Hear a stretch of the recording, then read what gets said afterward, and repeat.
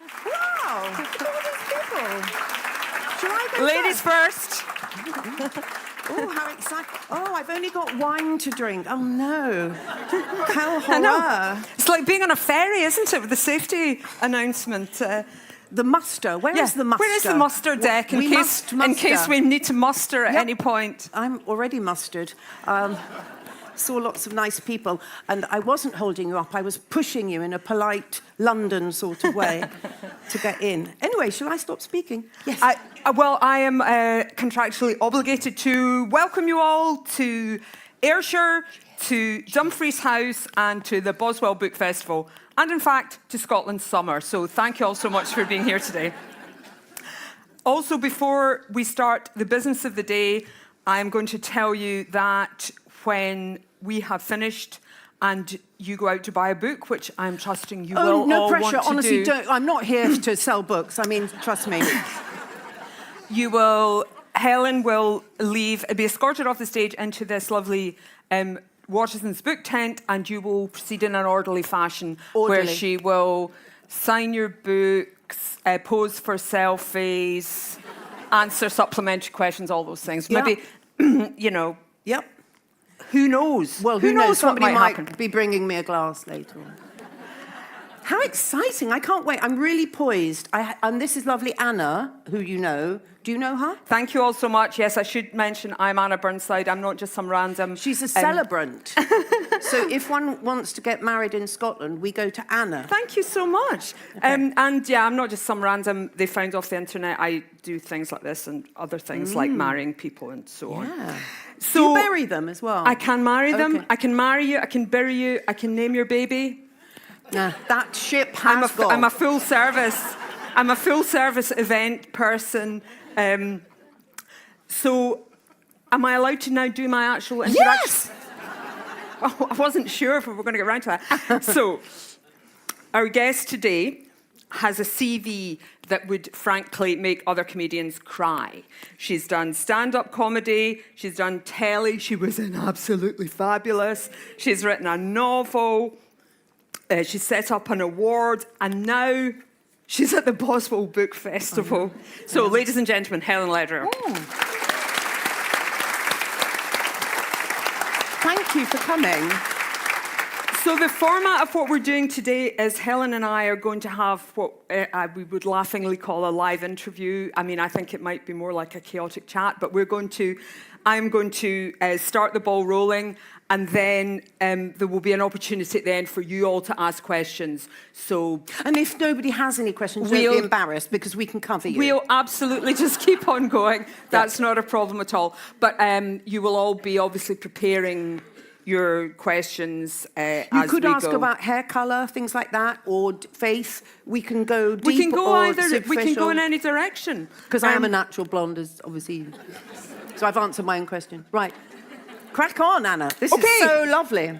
Okay, well, seeing as this is a book festival, and you have written a book, please give us the origin story of the title of your book, because I think it's quite an interesting one. Okay. Maybe hold it up for a brand recognition moment. There's, like when you go to festivals and then people read from books, and then you just, I don't know why, that's very revealing. It's nothing, it's just letters to a friend. Sorry, nothing to do with the book. That's a lie, it was notes. There's nothing worse. I'm not going to read, because you just don't know how long they're going to be reading from you, trying to secretly see how many pages. So I'm not reading. The question was the title. Okay, so Not That I'm Bitter is intended as a kind of slightly ironic title because it's intended to make people laugh. But the more I've talked about this book, it's a new paperback now, brand new, by the way, new material in it. The more I realise I am very bitter. I wasn't when I wrote it, and I really am now. And I've learnt how to kind of talk about myself. And I did a very posh interview with The Guardian when the hardback came out. We're not doing hardback, we're doing paperback today. Don't feel jealous about the hardback. A paperback is absolutely fine. It fits in your carrier bag when you go off to the Trussocks. Where is the Trussocks? Are they nearby? Seriously, I've forgotten. Question, keeping to the question now, okay. please. Oh, the title. And so I'm going to end up with some kind of celebrant legal anointing by the end of this session. We might do I'm that. going to be That'd be fun. certified a legal person. So, not that I'm better. Yeah, so I was interviewed by somebody from The Guardian, and you always assume they're very, very intelligent and everything. And she came to the house, and then I thought, oh, very, very self-conscious about, you know, like how I put the kettle on. And I know she'd be writing, Helen ironically walked to the kettle. You know what I mean? It's totally, or in an angry way, or a suppressed, passive-aggressive, sexual implication, the whole thing. I thought, I'm just putting the kettle on. But anyway, and then when she read, there's some bits in the book. Obviously, I hope you buy it or buy it for a friend, or share between three. That's very modern. That it's quite overt, a bit like Boswell, which I read up on. He talks about sexual stuff. And then there's a thing in it, which I'm not going to talk about, but I might, which involves a saucepan, but I'm just saying. And then she said, but aren't you angry? And I thought, well, no, I wasn't, but I am now. So it's all about sort of different people, how they perceive what went on in the 80s and the 90s and now as an old person, and how younger, like yourself, people... I love that. Yeah. No, I'm a you young are younger, person. trust me. And then when I talk about my age, sometimes I see people Googling, and please don't Google me now. Just wait till it's all over, then you'll find my age. Yeah, so it's about the truth of the times that I lived in, and doing these literary festivals, nothing like this, but, you know, like inferior ones, apart from this one. It is amazing how I talk to people afterwards, and I go, do you know what? My life wasn't that strange. There's so many people with similar experiences, so I don't feel so strange. But I am angry and I am bitter, is the answer to the question.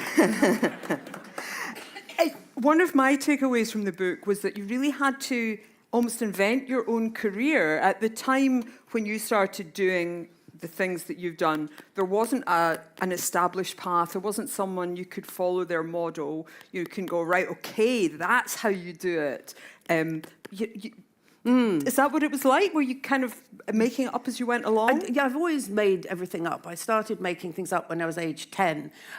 Does anybody remember David Frost? Do you remember that programme? That was the week that was, right? So I'm not a precocious person. Well, maybe I was. But I loved David Frost, and that was one of the early kind of inspirational TV programmes where they had Millicent Martin at the end, I don't know, and she was allowed as a woman to, I'm not going to be passive-aggressive or even overtly, I'm not, but I'm just saying allowed as a prefix, but, you know, just to kind of mark the fact that I'm aware of gender difference, but in a benign sort of way. But Millicent Martin was allowed to do the comedy satire songs at the end, and I just remember going, God, this is exciting kind of TV. And so I was doing sketch shows, I was that child that was writing plays at home, and the parents all had to go, oh God, we've got to watch Helen do a play now. And then I even actually wrote poetry, it's quite sad. And then I would, there was a program called Ask the Family, I don't know if you're with Robert Robinson, yeah, you see, and I'd have to stand in front of the television to get my parents' attention so they could stop watching Ask the Family. And then I would read my own poetry, and they'd go, and then I'd just go away. So I think I just made things up a lot. It was a kind of need to do it. Some people will call it on the spectrum now, but we don't worry about labels. But then, again, for any of us at any time, I didn't choose to do something that other people weren't doing. I just knew I had to do it at that point because I did lots of other things to please my parents. Being a people pleaser obviously goes hand in hand with being a comedian, saying yes a lot. Because my dad said that if somebody asked you to dance at a disco or something, it was rude to say no. So I just said yes, and it's also often quicker saying yes. That's a joke. It didn't land. I probably didn't set it up properly. Am I losing you? Okay, so I'm a people pleaser, fat, I can't say fat now, sorry, large, but there were 2 large people in my year at school, but the other one wasn't funny. So you just kind of learn with the asthma and then the steroid injections that stopped me growing taller at the time, so I kind of looked like an emoji in a hairband. It wasn't a great look. Bit of wheezing going on, missed a lot of school, but I was very popular, which can be a problem because there's always 2 people in the room that don't like you. That's annoying. And then I just thought I have to perform after I did the degree to please my parents. I don't know if anyone else, who's got a sociology degree here? Anyone? Yeah, great, you and me. Interesting, just the 2 of us, yeah. And I remember in Upper Street, there's this fringe theatre called the King's Head in London, and it said, collect your sociology degrees here. So that's how revered you and I are. Do you know what I mean? That's how highbrow we are. So That's I did harsh. a lot of things before I just went to a dodgy course at drama school and then thought, just needed to do the comedy. And the fact that there weren't other women apart from the elites who got all the chances, not that I'm bitter, there were very few people doing it. But I think when you look back in your life, you just, particularly in your 30s, I think, for me it was the 28, 29, I just wanted to do it. Now, I don't feel that now, although I'm loving this, but this isn't doing the turning up at a bar above a pub and getting yourself there and people heckling you and asking to see bits of your anatomy. In fact, there was, for some spurious reason, I don't know why, but that was the trend in those days. Why would you do that? I mean, if anyone wants to park that for the question section, yes, which then, part? do that. But it is, but I remember at the Comedy Store, the early days, sorry I'm the only one drinking wine, but fuck it, I'm going. So I remember somebody actually said, Helen, could they see my, can't say the word, even in Boswell, with the open-mindedness of the people in this room, I can't say the word. And oddly, I hadn't actually heard the word because I'm quite middle class. And so I then had to say, I'm so sorry, you want to see my, and so the person had to repeat it. And then I'd say, well, actually, I haven't brought it with me tonight. But anyway, But it was a very different vibe in those days where normalcy, American word, shouldn't actually co-opt too many of the Americanisms right now. But, but you're just doing what you want to do, not particularly pleasant a lot of the time, but I don't think people do things because they're pleasant. I mean, really? Do they? And maybe so, you're enjoying this. Is there any pleasantness going on? A little bit. Love this. But I don't aim for pleasantness. I just aim for trying to do something that makes sense. But when you look back in those days, what's your takeaway? Was it, can you look back in those days without your jaw dropping? Or no, I just think of it? I just go, I did it then. I can't believe, well, the reason of doing the book, I suppose, was being this age and actually almost not believing that I had done some of the things. So you had to kind of pin it all down and Yes. put it on the record. I just thought, I'll die. I don't know when I'm going to die. We're all going to die. But I just thought I wanted it noted that had been it was an ego thing, really. I just thought, I just want it noted that I was a stand-up comedian because it's such an odd thing. Whoops, choked on my own wine there. Whoops, that would have been embarrassing. No, you see, I always go too far. This is the thing. This is where my parents are really worried about me. They go, fine, but then I would go too far. That was not an attractive thing to do just then. People have got nervous. Anyway, I'll bring you back. Come on, are you back now? We're fine. I'm not going to be sick. Nobody is sick at the Boswell Festival, ever.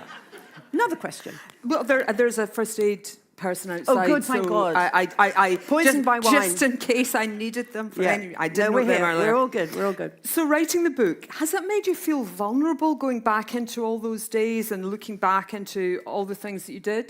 Do you feel quite out there? I didn't do it for that purpose. And I think that, if anybody...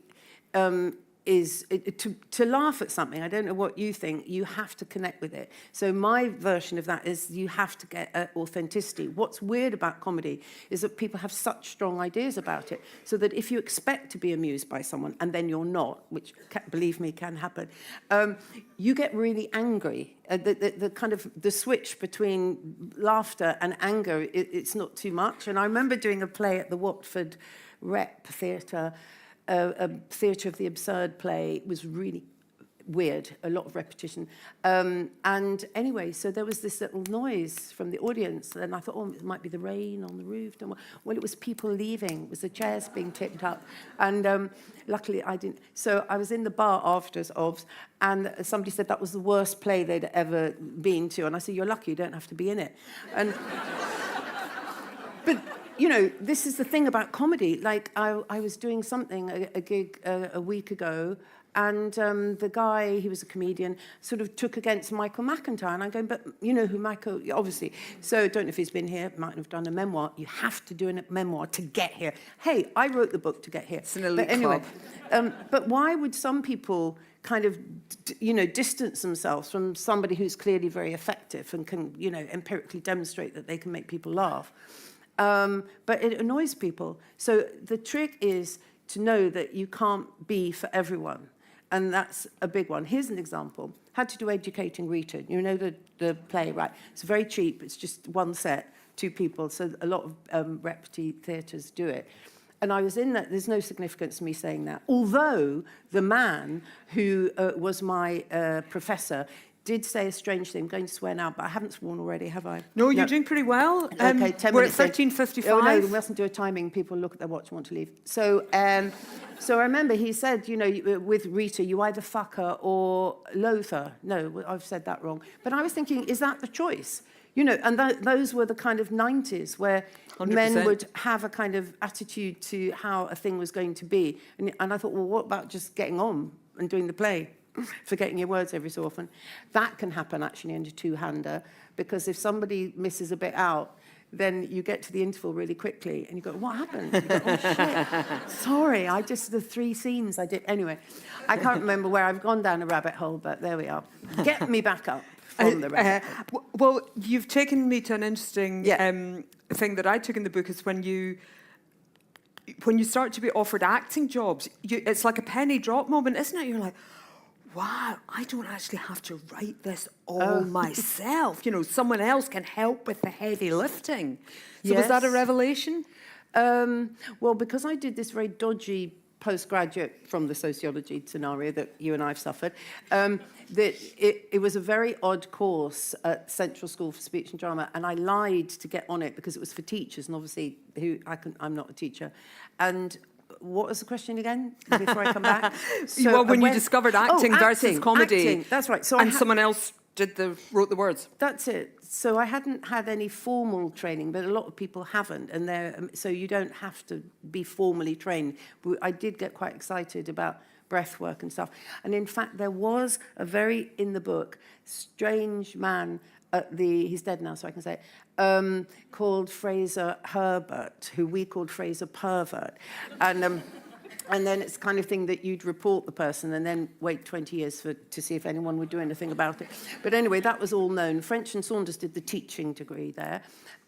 So it's like I wanted to act for a long time. I really did want to act, but there wasn't a word to writing your own material, doing the stand-up and acting. It's like in those days people were saying, well, sorry, you've got to decide who and what. But as nowadays, I don't know, if you survive, you survive. I've kind of survived, and I'm about to do another proper acting work where I have to wear a wig, which, okay, fair enough, Fawlty Towers. And so, do you remember Fawlty Towers? Yeah. So guess which part I might play. I'm not Sybil. Who? Yes, Mrs. Richards, excellent. So that's nerve-wracking.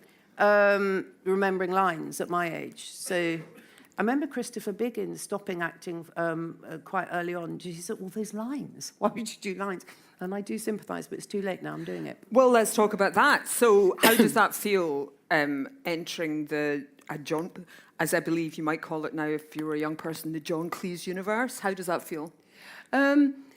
Well, I don't know about other people, but you know, when you're not looking, something tends to happen. I think there's nothing worse that when you go for an audition or something and you're really desperate, people can, like with a relationship as well, people can sniff it, can't they? Desperation, don't be needy, fake being needy. So I wasn't looking for it. And then nowadays you have to do a screen test. It's a cheap way of doing an audition. You just do it like that.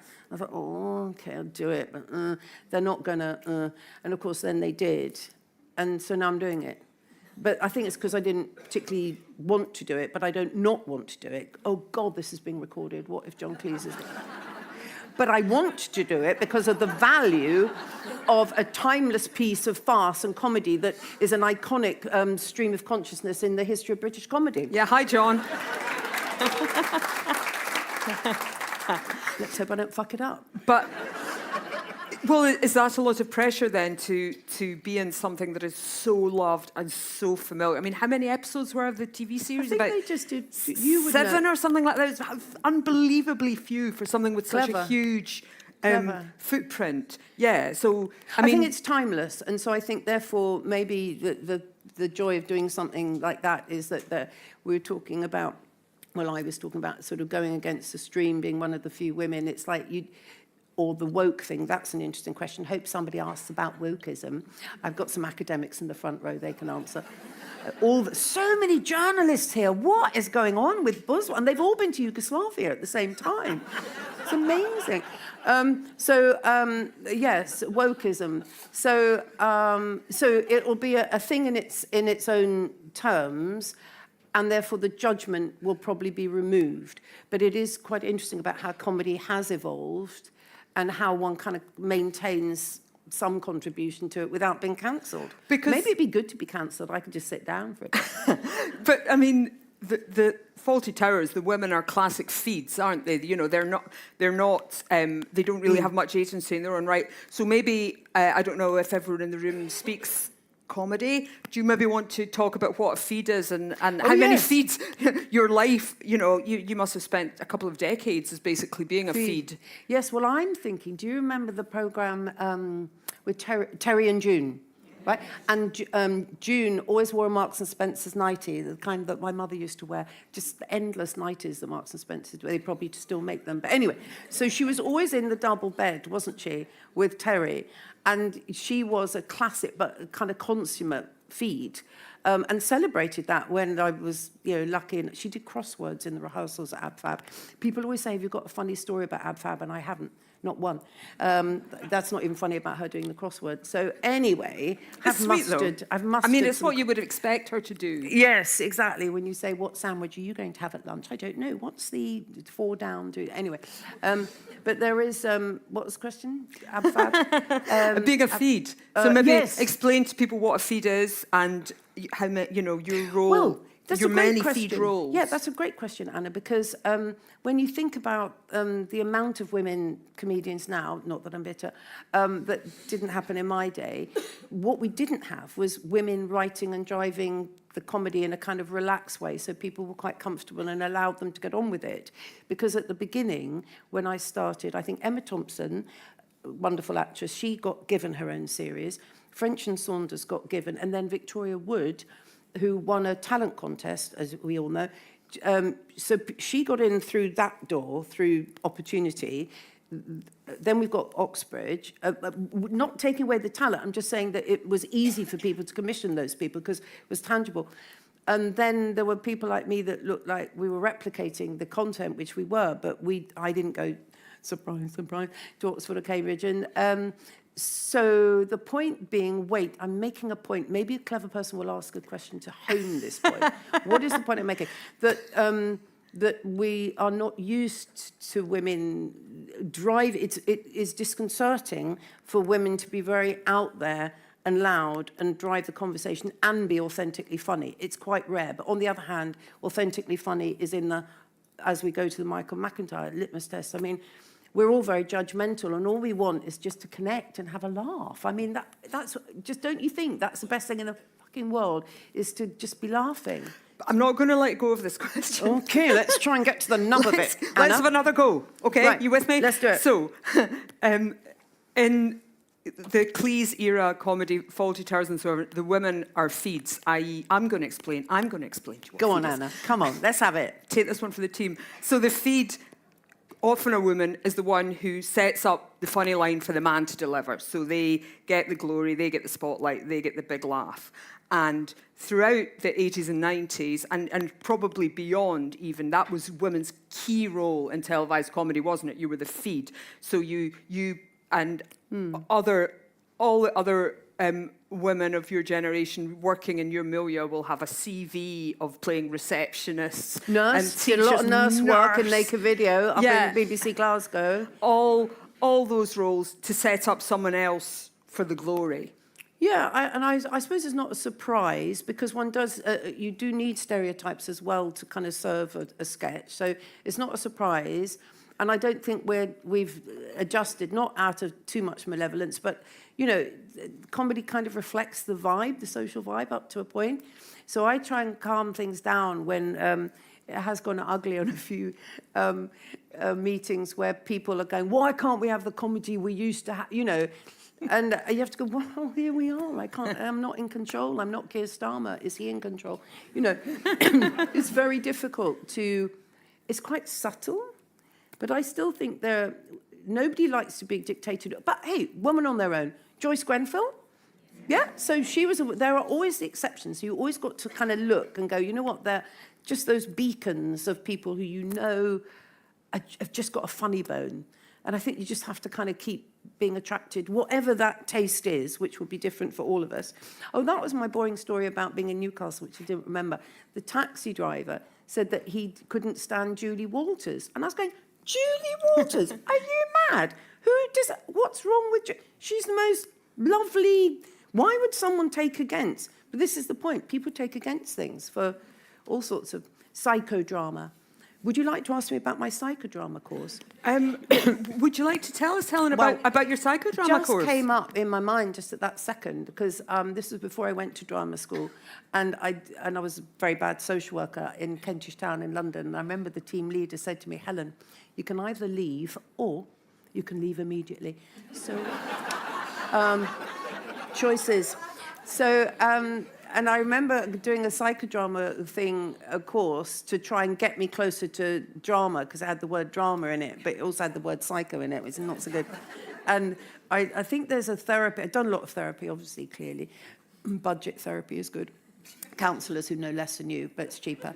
But anyway, we had to do, I think it's something called smash something therapy now. Anyway, you had like cushions and you had to bash, you had to, oh, it's really embarrassing actually. You had to like pretend we're in a psychodrama now, and you, Anna, being celebrate psychodrama, let's pretend. Then you'd have to go, okay, Helen, use someone who's your sister, father, brother, and then you'd have to act out a scene. This isn't interesting, is it? Is this interesting? It's not a great punchline though. I'll just prepare. So, and then I got really angry because I thought I've got to be angry for the Italian psychodrama person. And then I did you have to bash things to get your anger out. I thought, no, I'm just going for it. I don't know what I was angry about, but then I thought, no, I've got to act out the anger. And then I think I lost a knuckle, and I went around telling people I'd lost a knuckle, but actually I don't think that's possible, is it? Because I think, how can you lose a knuckle? I mean, it's part of your body. But anyway, I said I lost a knuckle in the psychodrama. So angry was I. Was that good training for reality television? Because you have an astounding range of reality TV That's not credits. So good. That doesn't feel good. When you, but you're right, I have. Just tell us a few of the things you have done in reality television. Okay, so I've done and I'll add in the embarrassing ones if you don't. Yeah, no, I'm owning it. I'm outing it. So the first one was Big Celebrity Big Brother. People are intelligent here. You probably wouldn't watch that. No assumptions made. But I'm sure you wouldn't mind me assuming you're intelligent, because you are. But anyone watch Big Brother? No. Anyway, so shall I carry on with this? I'll make it short. So so you get assessed by the psychiatrist on the phone for your suitability. And I did actually ask, could I bring my asthma spray in? That was my only worry. He said, yes, you can. And then he said, do you cry easily? And I said, the higher the fee, the more sincere my tears of fantastic gratitude. Answer. But the weird thing about surviving that one, which nobody's seen, so we won't dwell, is that with the money, with the ridiculous amount of money, I mean, it's stupid. This is about 10 years ago. I actually bought garden furniture. Like Was really it- classy, no, good, good. It's still there. Wicker, really strong wicker. It's very lovely expensive. wicker. It's a big ticket item. Well, I went to the most expensive shop I knew near the King's Road, and I thought, I'm going to have that Yeah. because I've done Big Brother. And you just go... I love what do that. I mean, just I've got seating if anyone comes down to London. I've got fantastic wickers, like, the thing that goes like that, and a table that you don't need because it's too high. Anyway. What else? I would say that, though, I mean, you didn't have to put on a swimsuit and jump into water. No. So there was another programme, which I suspect you didn't watch either, called Splash. So the agent phoned one of the many agents, because I have a problem with authority figures, as some of you might have guessed. So I have had a lot of agents, still do. And so this was a program, it was the first series. I always do the first of everything so that I go through all the raw mistakes. So you have to dive. And I said, dive where? Into water was the thing. So you have to dive into water with Tom Daly, Tom Daly? Yeah. So it's a bit like being in a birthing pool with him, where he'd sort of slip down the leg of my cosy. No. You didn't see it. It was the first series, but at least I insisted that I had a kind of frock. I wore a swimming frock, as opposed to... It was quite... You have to read about it. But there was a lot of I can't think of the word, upsetness on the Twitter, because I don't think people were ready for a middle-aged woman. I mean, I look back and I go, why did I do it? Because it wasn't even as much money as the wicker furniture. So what, you could afford to buy, what, like a side table? That was like a side table? Yeah, I scale did. I don't fee? know what. I paid off some debts or tax or something. But yeah, and that whole thing about being terrified. And then I had to get a hypnotist from Sevenoaks, bizarrely. Met him in a pool in Tunbridge Wells to hypnotise myself into... Because who is a diver here? Who has dived? I've dived. One. Okay, again, there's only two of us doing anything. What's going on in No, Scotland? there's another one. Oh, no, So we have two divers. We have more divers than More sociologists. 3 meters. Have you dived from a 3 meters? It's just quite high. If you get vertigo and slingbacks, like me, joke. But it's just illogical. Why would anyone go to a thing and then go into nothing and uncertainty? Why? Surviving is to be safe and to be, And I couldn't I couldn't do it, but if you didn't do it, you didn't get paid. So I had to get the hypnotist, and they met this really weird hypnotist in floral trunks. It was so bad, talking, and he didn't come up on the board, I noticed. And just and then the reality filmmakers were really pissed off that I'd done something independently, because I always do, because if anything had gone wrong, the cameras had to be there. You know what I mean? To film it, behind the scenes, like tragedy things happening. So we weren't allowed to go rogue, which is what I've always done. And yet, somehow, even after the swimming dress, floral trunks trauma, you agreed to the pilgrimage. So some people tell had us said, about when that. I was trying to hurry everyone in, sorry if that was rude, the pilgrimage is a programme that's on BBC, and I've noticed that some of you were saying that it's a programme anyway that you enjoy. So it's one of those programmes where they get purportedly known faces, but not always, because it has to be seven, who are willing to walk upwards, and on echoing a pilgrim's path, and be sufficiently motivated to talk about faith in a sufficiently informed manner, so that you get a sufficiently authentic edited version of a storyline that the program makers have obviously had to plan.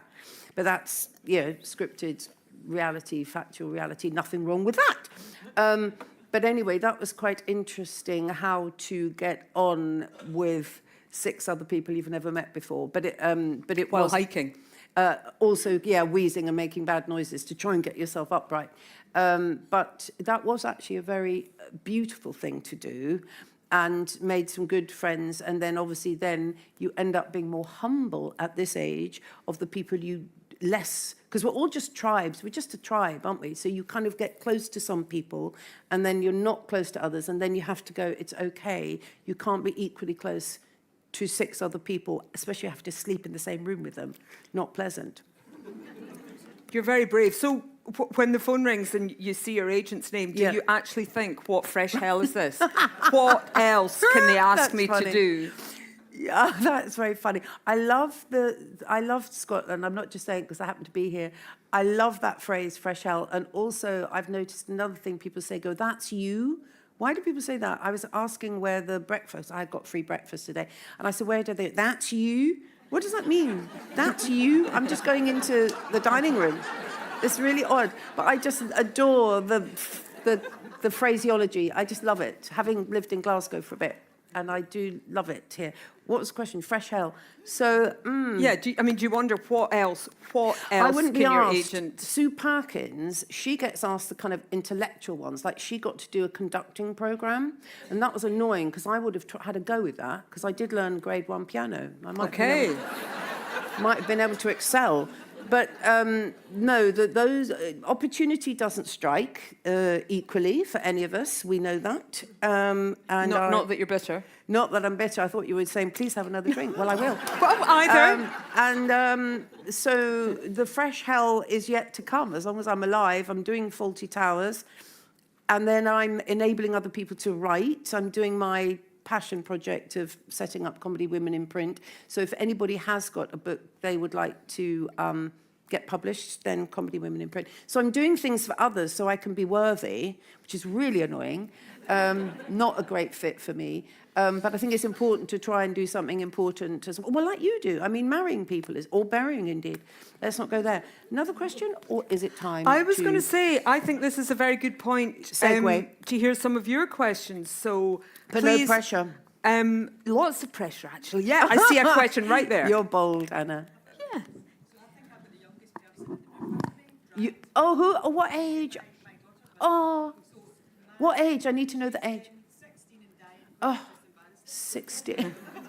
You're funny. Yeah, she's halfway through an exam, so this is some time out. My question is, what advice would you give the younger version of you? Because she's got aspirations. Yeah, the question is the lovely, a younger person who's been kind enough to chaperone her mother to a festival event. So already she's going places. She has started writing a book, actually, which I think is pretty that's exciting. astounding. Yes, So pretty she's a exciting. writer. She's there. Excellent. But obviously, what advice I give her is not relevant because I'm her mother. No, so, you can't say anything. No, so I'm asking you if there's, what would you give a To- young person or yourself? In, To write, to write, contribute. to make a decision on your future, your calling, work it out. Yeah, no, that is interesting. I'm not very good at things like that because I've done everything in the wrong order. But I think the exciting thing is to know that there isn't a right order. Some people did everything in the right order. That was never going to be my path.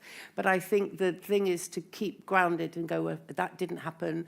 It doesn't matter because something else will happen. And you just have to keep moving around and think. And I wasted a lot I sulked a lot in my 40s. That was a waste of time. But I spent a lot of the time where I compared myself to the A-team, of which I'm not. As the Guardian person said, it was more interesting to read a memoir about somebody who wasn't in the A-team. I thought, all right, don't rub it in. But anyway. That's a very Guardian point to make. Yeah. But I think there are those that will do it in the conventional way and excel, and there's nothing wrong about that at all. We shouldn't dismiss them. But, oh, my God, more than ever before, there's so many more opportunities now, like with social media in a good way, courses in a good way, believing in yourself. I think people are encouraged a lot more than in my day, where I had to kind of force my parents to listen to my poem. Don't ask your daughter to speak out loud, but may I ask, does your daughter write poetry? Just whisper. Does she write poetry? She likes it. That's it. So if the instinct is there, oh my God, because it's not for everyone. Some people just do maths or something in their spare time. But well, Smart you girl. see, we don't, at 16, to be creative and to write diaries. May I urge you to go on the BBC iPlayer to go My Teenage, will you ask your 16-year-old, because I can't see her, I'm just going through you, to listen to My Teenage Diaries on BBC, because the producer asked her, do you have any diaries? I said, I've been waiting for you. I had about 16, and I brought them along to the recording in case people thought I was making it up. And my own daughter said, Mum, it's all about boys and Levi's. And that was it. That was my passion. Getting the perfect pair of Levi's and a boyfriend. They're very funny. There's some of them in the book. I can commend the bit in the book about the diaries as well. It's funny. And so writing a diary is a wonderful thing as long as nobody else reads it until you're ready. Yeah. She'll be fine. Until there's a BBC paycheck at the end of it. Yes, well, not much though, 30 quid, but that's fine. Let's not be bitter about Can I see another question? Yeah, well, we could be bitter about BBC fees up for, until everyone lost consciousness. Exactly. Yes, I have a question at the front. Dark. You've gone dark, Anna, but I like that. Yeah. Hello. Thank you for this opportunity. How did you choose which stories to leave into the book and which ones goes out? That is such an interesting question because I wrote it all, and then with the publisher, because I just am that kind of person. I give too much information. You can tell already. She's going. No, I can relate to that. Giving too much information. Exactly, because that was the nod. That's it, and then of recognition. And then the publisher, I said, look, I can take stuff out. They said, don't take anything out. So Oh no, I can't. So say if you cut this bit. No, can't. Okay, some publishers are just more experienced in celebrity golfers and that kind of thing. And that's quite a straightforward sort of narrative, should one want to read about that, and nothing wrong with that. But, but I didn't leave stuff out. It does go, what we say is alarmingly honest. It does, because then I thought it wouldn't be like a meaningful book if you don't. So it is all in there. I hope the comedy narrative is enough for people. I just want to know that people have laughed. I've heard, I did actually ask Anna, did you enjoy it? I think you did say you... I did enjoy it, She did, yes. she had carefully said. But the thing is, I want people to have laughed even at and then I put the bits in that are there because why wouldn't you? Otherwise it's not authentic, but it is a bit So when my sister read it, so there is a to it. But I think it's worth it because at least you know, and I'll never do it again, ever. That's the family's job to do that face. Pardon? That's the family's job to do that face. Yeah, because Janet was going, Just, like that. just too long, the lady with the hat in her lap. That is the job of a family. I couldn't agree more, yeah. Does your poetry writing belong to your childhood alone, or do you still scribble the odd rambling rhyme? I would like to do, I think writing poetry is amazingly freeing, isn't it? To say to our 16-year-old friend, it's like, it's so freeing. I do it for weddings and birthdays now. In fact, I should actually set up a website. I could actually earn some money, couldn't I? Partnership possibility? Yeah, let's do it. You could sell it, I could write it. But the thing is, I think poetry is, is a lovely thing when you're in the flow of it. But I'm not, no. I have got a very bad poem that it's so bad, it's so bad. But it's that thing when you look back at yourself and you're so earnest. And I think it was about being angry. I think it was called had the word bitch in it. And it was like angry, like that. It was one of those poems. And I actually have got them in a file called Anthology, which seems quite organised for me. And so I think poetry is just do it. It's a lovely thing to do, as long as people don't read them afterwards. I have a lovely friend who's very good at writing poems for your birthday, for her friends. You have my friend, yes. Oh, right. And she There you writes go. So it's lovely not just me then. Yeah, just for your birthday. Yeah. She'll write about you, a sort of ode to you. I love it. And it's just so flattering. It is I was wondering flattering. if you do that for your friends. No, exactly. Because if you can, I mean, connection is everything, isn't it? No, that's lovely. And as long as you don't, going back to the 16-year-old person I want to do advice more, is like, as long as you don't censor yourself, it will happen. And it's the censoring that has held me back, not that I'm bitter. And now I'm really old. Don't Google, but I am, it's confirmed. I don't have to censor, although I did slightly about the publisher and John Cleese. So I've done 2 bad things. We've got a question over here. Hello, Helen.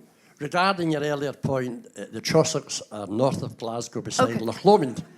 Is what, the north of Glasgow? And beside Loch Lomond, Loch Lomond, yes, Yeah. I've been there, you lovely. take the high road.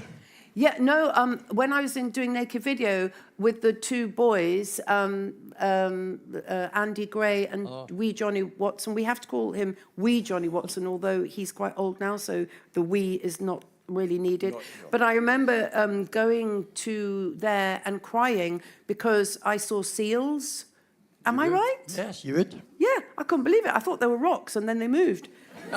And that's a beautiful place. Anyway, you probably have a question. And that's where the Trossachs are. So Thank you. Did you have a question, or were you just No, but sharing it's some good to know. I geographical wanted to know information that. with us? I was having a chat with Helen. That's lovely. My question was, the Pilgrim, how did you come out at the end of the programme? Did you feel you were a different person? Did it make you think differently? Or you thought, oh, what the hell?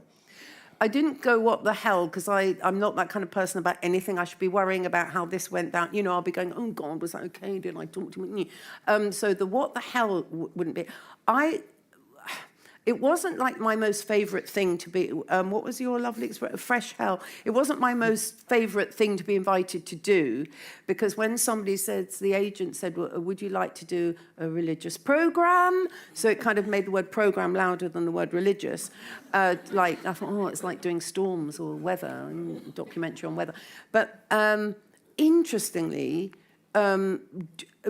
I didn't look at the landscape enough. Everyone said quite rightly, God, it looks beautiful and the thing. I didn't, because I was concentrating on walking and not being last. Do you know what I mean? So I didn't look at the landscape, but it was I just made good connections, and then you don't look at your phone, and also you do know that this whole thing about human beings, even though you're different, have done a similar thing before. It was actually, and I think, was it you or somebody else was saying they love that programme because it's uncluttered. It's like as authentic as you can dare hope when you've got a camera in your face. So obviously remove authenticity completely. But people were wanting to ask questions that you wouldn't normally ask, you know, like, do you believe in God, or sex after marriage? No, sex before marriage. No. I just said that's quite a good joke. I know it just came out.